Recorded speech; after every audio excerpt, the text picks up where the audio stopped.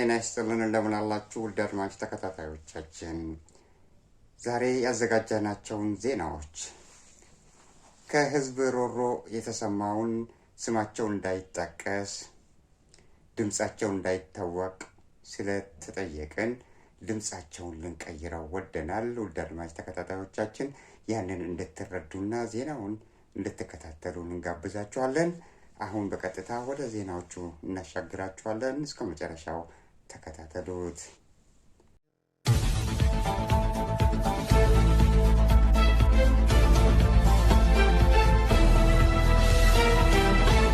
ሰላም ጤና ይስጥልን እንደምን አላችሁ አድማጭ ተከታታዮቻችን።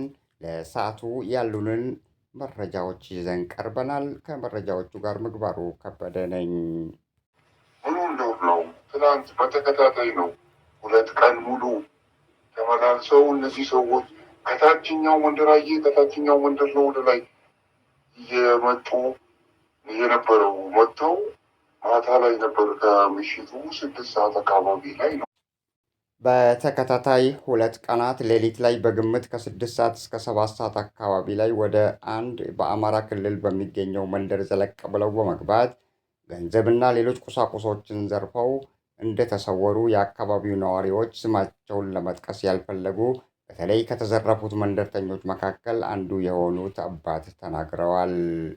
በዚህ አካባቢ ላይ ከመንግስት የፌዴራል ኃይሎች በስተቀር ሌሎች የሽምቅ ተዋጊ ናቸው የተባሉ በአካባቢው እንደሌሉ የሚናገሩት አባት በአሁኑ ወቅት ላይ በስቃይ ላይ እንደሚገኙም ተናግረዋል። በስልክ ያነጋገርናቸው አባት እንደሚሉት የልጄን ሰርግ በተቃረበበት ወቅት ላይ ልጄን ለመዳር ድግስ ለማዘጋጀት በሚል ያሉኝን 2 ከብቶች ሸጬ የያዝኩትን ገንዘብ አጠራቅሜ ሁሉንም ተዘርፌያለሁ ብለዋል። ጉዳዩን ለሚመለከተው ለወረዳው በሚገኝ የፖሊስ ጣቢያ ሄደው ቢያመለክቱም የፖሊስ ጣቢያ መምሪያ ኃላፊው ደግሞ ጉዳዩ እነሱን እንደማይመለከታቸው ከገለጹላቸው በኋላ ወደ ወረዳው አስተዳደር ሄደው አቤት እንዲሉ ነገሯቸው።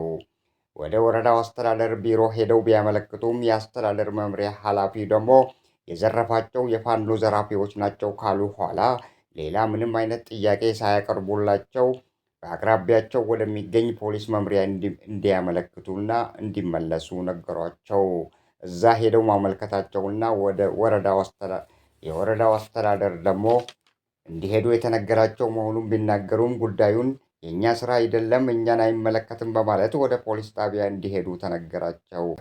ተመልሰው ወደ ፖሊስ ጣቢያ ቢሄዱም ምንም አይነት መፍትሄ ማግኘት አለመቻላቸውን ተናግረዋል። በመንደሩ የገቡት ታጣቂዎች ናቸው የተባሉት እነዚህ ያልታወቁ ሰዎች በመንደርተኞች ላይ ከፍተኛ የሆነ እንግልት በማድረስ ነዋሪዎች ላይ ያላቸውን ንብረትና ገንዘብ ከዘረፉ በኋላ ተሰውረዋል።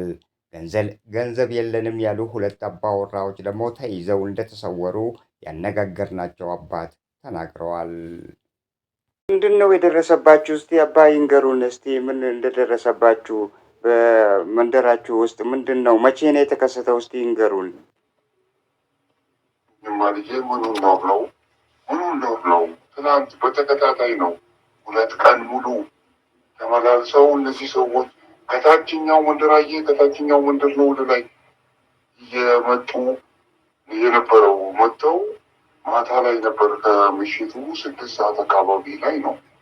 ለእንዳውቶ እንግዲህ ያለንን ሁሉ ዘርፈው ሲሄዱ ያንን ሁሉ የከብት የሸጥነውን ሌሎች ያጠራቀምናቸውንም ገንዘቦች እንዳለ ይዘውብን ነው ዘርፈውን የሄዱት። ሄደን እዛ ንጋታው ጣቢያ ሄደን ብናመለክት እንኳን ሄዱና እኛንን አይመለከትም የወረዳው አስተዳዳሪውን አነጋግሩት አሉንና ተመልሰን ወረዳውን ስናነጋግራቸው ፋኖ ነው የዘረፋችሁ ነው የተባልነው።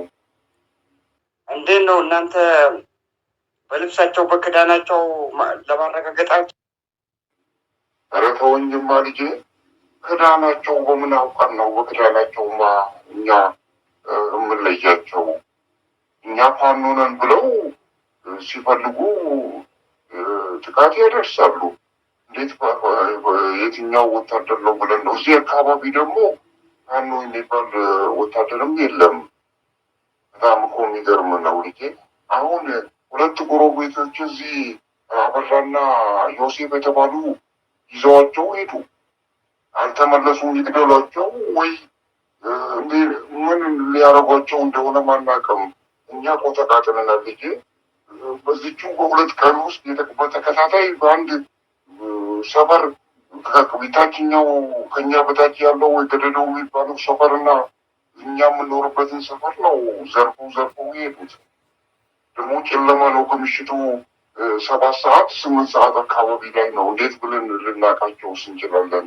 እኛ ፍርድ ቤት ማነው እዚህ የፖሊስ ጣቢያው አካባቢ እንኳን ብንሄድ እናገኛቸው እኛ አናውቅም። ሂዱና ለወረዳው አስተዳዳሪ አቤት በሉ አሉን። እዛ ደግሞ ስንሄድ ነው ፋኖ ነው የዘረፏችሁ፣ ስለዚህ ተጠንቀቁና ግቡ፣ እኛ ምንም ማድረግ አንችልም አሉ። ዛሬ ለሶስተኛ ቀን ይመስላል መንደርተኞቹ በፍርሃት ውስጥ እንደሚገኙና ወደ ምሽት አካባቢ ላይ ቤት ውስጥ ከመሆን ልጆቻቸውን ይዘው ከውጭ ለማደር እንዳሰቡ ያነጋገርናቸው አባት ተናግረዋል። ሸራ ነገር ተክለው እዛ እንደሚያድሩና ሀሳብ እንዳላቸው የነገሩን አባት በየአካባቢው የተንሰራፋው በንጹሐን ላይ የሚደርሰው በደል መበራከቱን የሚያሳይ ነው ብለዋል። የመንግስት መዋቅር በመፍረሱ በህዝብ ላይ እየደረሰ ያለውን ግድያና በደል፣ ዝርፊያን የመሳሰሉት ህገወጥ ተግባራት አንድም አካል ኃላፊነቱን ወስዶ ህዝቡን አይዟችሁ የሚላቸው የጠፋበት ሁኔታ ላይ በየቦታው እንደሚገኙ ነዋሪዎች ተናግረዋል። ጉዳዩን ይመለከተዋል የተባለው የመንግስት መስሪያ ቤት እንኳን በህዝብ ላይ እየደረሰ ያለውን ሰቆቃ እንደማይመለከተው እየገለጸ ያለበት ሁኔታ ላይ እንገኛለን። ነዋሪዎች እየተንገላቱ በሚገኙበት ሁኔታ ላይ በደላቸውን በአካባቢው ወደሚገኘው የፖሊስ ጣቢያ መምሪያ ኃላፊ ሄደው ቢያመለክቱም የፖሊስ መምሪያው ደግሞ ወደ ወረዳው አስተዳደር እንዲሄዱ በማለት ይመራቸዋል። የወረዳው አስተዳደር እና የመምሪያ ኃላፊ ደግሞ ወደ ፖሊስ ጣቢያ ይመራቸዋል። በእንዲህ አይነት ሁኔታ በህዝብ ላይ ለሚደርሱ እና እየደረሱ ያሉ በደሎችና ዝርፊያዎች አንድም አካል ኃላፊነቱን የሚወስድ አካል በመጥፋቱ በህዝብ ላይ መከራዎችና በደሎች እየተፈራረቁበት እንደሚገኙ ታውቀዋል። ህዝብ ከቤቱ ወጥቶ ውጪ አውላላ ሜዳ ላይ ለመተኛት እንደተገደደም የአካባቢው ነዋሪዎች ተናግረዋል። ከትላንት ወዲያና ትላንት የደረሰው ዝርፊያ ተግባራት ብቻ በሁለት መንደርተኞች ቢያንስ ከ500,000 ብር በላይ መዘረፋቸውን ነዋሪዎች አክለዋል።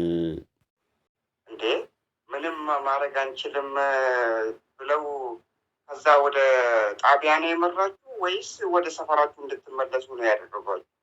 እንዲያው ምን እናውቃለን፣ እዛው ሂዱና በሰፈራችሁ የሚገኘው ጣቢያ ፖሊስ ጣቢያ ለዛ አመልክቱ ብለው ነው ወደኋላ የመለሱን። ጣቢያው ደግሞ ፍርድ ቤት ማን ነው ይሄ እንትን ይላል፣ ወረዳ አስተዳዳሪ ጋር ሄዱ ነው የሚሉ። እኛ እኮ ግራ ገባን። ዛሬስ እንዴት ነው የምናድረው የሚለው ነው እያስቸግረን ያለው። ልጆቻችን አሁን ተሰቃይተው በስቃይ ላይ ያሉት። እንዲያው ወደ ቤትም አንገባም ብለን ያው ውጪ ነው ዛፍ ስር ሸራ ነገር አድርገን ቁጭ ብለናል። እንግዲህ በተወለድንበት ባደግንበት ቀዬ መንደራችን እንዲህ ስንሰቃይ ምንድን ነው የምንፈልገው ነው የሚለዋቸው? እስኪ ንገሩን። ምንድን ነው የሚፈልጉት? ኧረ ተወኝ ልጄ፣ ገንዘብ አምጡ ነው የሚሉት። ገንዘብ ነው የሚሉት። ገንዘብ ከየት እናምጣን ነው? እኛ ደግሞ ከብት የሸጥነውን እንዲያው ፍየል የሸጥነውን ለሰርግ ልጄ ልድራት ለሰርግ ያው የሸጥኩትን ከብት ሁሉ ነው ዘርፈውን የሄዱት። ሌሎች ጎረቤቶችንም እንደዛው ዘርፈዋቸው እያንዳንዱን ዘርፈው ስትናገሩ ወየውላችሁ ብለው አስጠንቅቀው ነው ሄዱት። እንዴት ብለን እናውቃቸዋለን? ምን እናድርግ ልጄ? ተቃጠልን እኮ እኛ። አሁን ሁኔታ ላይ ነው ያላችሁት ጋሼ? አሁንማ ተወኝ ልጄ፣ ያው ወደ ቤት መመለስ የለም። ልጆቼንም ይዤ እኔ ያው ከቤቱ ፊት ለፊት ባለው ዛፍ ስር ሸራ ነገር ተክዬ እዛ ልጆቼንም እዛ አስቀምጬ እየተኙ ነው። እንግዲህ ሌሊቱን እንዴት እንደምንሆን እንጃ። ወደ ቤት መግባት የሚባል ነገር የለም። ያው ዮሴፍና አበራ የተባሉም እንዴት የት እንዳደረጓቸው አናውቅም። ወስዷቸው ሄዱ። እኔ ያለው ልጄ እንግዲህ እግዚአብሔር አለ። እሺ አባ በርቱ፣ እንግዲህ እግዚአብሔር አላችሁ። ለማንኛውም እኛም የተቻለን መጠን ያው ሮሮዎችንና የደረሰባችሁን በደል ለህዝብ እናስታውቃለን። እኚህ አባት ናቸው እያለቀሱና እያነቡ የተናገሩት። ትላንትም ተዘርፈው ሄዱ። ዘራፊዎቹ ዘርፈዋቸው ነው የሄዱት። ዛሬም ተዘርፈናል፣ ትላንት ማታም ተዘርፈዋል። የመንግስት አካላትም በጉዳዩ ላይ ሄደው አቤት ቢሉም ማንም እልባት ሊሰጣቸው አልቻለም። እንዳውም ቀኑን ሙሉ ከደረሰባቸው በደል ይበልጥ ደግሞ ቀኑን ሙሉ እዚህ ሂዱ እዛ ሂዱ እየተባሉ ሲንገላቱ እንደዋሉ ነው እኚህ አባታችን እንግዲህ የነገሩን። ውድ አድማጭ ተከታታዮቻችን በኢትዮጵያ ውስጥ ያለው ሁኔታ ይህንን ይመስላል። እንግዲህ ቃለመጠይቁን ያው አባታችን እንደዚህ ገልጸውታል። ያለበትን የህዝብ ያለበትን ሮሮና ስቃይ፣ በደል፣ ዝርፊያ በምን አይነት ሁኔታ እንደሚገኙ ከአባታችን ልንረዳ ችለናል ማለት ነው። በሌላ በኩል ደግሞ በአዲስ አበባና አቅራቢያው የሚገኙ መንደርተኞችም ተመሳሳይ ጥቃቶች በየጊዜው እያስተናገዱ እንደሚገኙ እና በህዝብ ላይ እየተፈጸመና እየተሰማ ያለበት ሁኔታ ላይ ተደርሷል። የመንግስት ባለስልጣናት ሁኔታውን በመካድና የእድገትና የብልጽግና ደረጃ ላይ ኢትዮጵያ መድረሷን በሚዲያ እየተናገሩም ይገኛሉ። ከመንግስት ቁጥጥር ውጭ የወጡ በየወረዳውና በትናንሽ መንደሮች የሚደርሱ ግድያዎች፣ ዘረፋዎች እና ሌሎች በደሎችን ጨማምሮ ህዝብ በጣም እየተንገላታ ያለበት ሁኔታ ተሰምቷል። የመንግስት ኃይሎች ግን የፋኖ ሚሊሻዎች የሸኔ ሰራዊት አባላት ናቸው በደሉን ያደረሱት በማለት በተደጋጋሚ ሲናገሩም ተስተውለዋል። የፌዴራል መንግስት ሰራዊት የሚንቀሳቀስበት አካባቢ ሆኖ ሳለ በወረዳው የሚገኙ ነዋሪዎች በአካባቢያቸው ሌላ የታጠቀ ሰራዊት አይተው እንደማያውቁ ቢናገሩም ለአቤቱታ ወደ ወረዳው አስተዳደር ሲሄዱ ግን የዘረፋቸው የፋኖ ሚሊሻዎች ናቸው በማለት በህዝብ ላይ በበደሉ ላይ ሌላ በደል በመከመር ላይ ይገኛሉ። በየቦታው ህዝብ እየተማረረ የሚገኝበት ሁኔታ ላይ ተደርሷል። በአሁኑ ሰዓት ላይ ህዝብን ከጥቃት የሚከላከል አንድም ኃይል አለመኖሩ የኢትዮጵያን ሁኔታ በጣም የከፋ ደረጃ ላይ መድረሱን አመላካች ነው። ከጠቅላይ ሚኒስትሩ ቢሮ የሚሰሙት የከፍታና የእድገት ለውጦች በመሬት ላይ የሌሉ መሆናቸውን ልንረዳና ልናቅም ችለናል። የብልጽግና አመራሮች በአሁኑ ወቅት ላይ እቅድ ይዘው በህዝብ ላይ ሌላ እቅድ ለመፈጸም ተዘጋጅቷል። በተግባርና በተጨባጭ እየሆነ ያለው ደግሞ ከዚህ ቀደም በብልጽግናዎች የታቀደ እቅድ በአጀንዳነት የተሰጣቸው የታጠቁና የሰለጠኑ ኃይሎች በየመንደሩና በየገጠሩ አካባቢዎች ላይ በመፈጸም ላይ ይገኛሉ። ህዝብ ያለበትን ሁኔታ በምሬት እየገለጸም ይገኛል። አሁን በመንግስት ባለስልጣናት የተቀነባበሩ አጀንዳዎች ደግሞ ከዚህ አሁን ነዋሪዎች ላይ እየደረሰ ካለው ሰቆቃ ለየት በሚል ይሄኛው ሲጠናቀቅ በቅደም ተከተል ህዝብ ላይ እንደሚከናወኑ ጥርጥር የለውም። ነዋሪዎች ከአንዱ በደልና መከራ ሲላቀቁ ሌላ አጀንዳ የተያዘው ደግሞ ተፈጻሚ ይሆንባቸዋል። በእንዲህ አይነት ሁኔታ ነው መከራና ሰቆቃ የኢትዮጵያ ህዝብ ፍዳውን እያየ የሚገኘው። ህዝብ ላይ ለሚደርስበት በደል የፍትህ አካላትም እልባት ከመስጠት ይልቅ እኛን አይመለከትም፣ ወደ ሌላ የመንግስት አካል ሄዳችሁ አመልክቱ እየተባሉ ከደረሰባቸው በደል የባሰ እያንከራተቷቸው እንደሚገኙም ህዝብ ተናግረዋል። ከአንዱ የመንግስት ተቋማት ወደ ሌላ የመንግስት መስሪያ ቤቶች እንዲሄዱና የሰሚ ችሎትም በሌለበት የመንግስት አካላት ደግሞ ከዚህኛው የመንግስት መስሪያ ቤቶች ወደ ሌላኛው የመንግስት መስሪያ ቤት እየሄዳችሁ አመልክቱ እየተባሉ የባሰ እየተንከራተቱና ከአንዱ የመንግስት ተቋማት ወደ ሌላ የመንግስት መስሪያ ቤቶች እየሄዱና ያለ ሰሚ ወደ ቀያቸው ቀኑ ሙሉ ሲዞሩ ውለው እንደሚመለሱ ነዋሪዎች ተናግረዋል።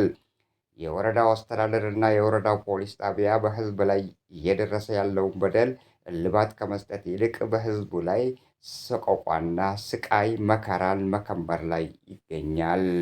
ውድ አድማጭ ተከታታዮቻችን ለአሁኑ ያሉን መረጃዎች ይህንን ይመስላሉ። ስለተከታተላችሁን እጅጉን አድርገን እናመሰግናችኋለን። ቸር ያገናኘን።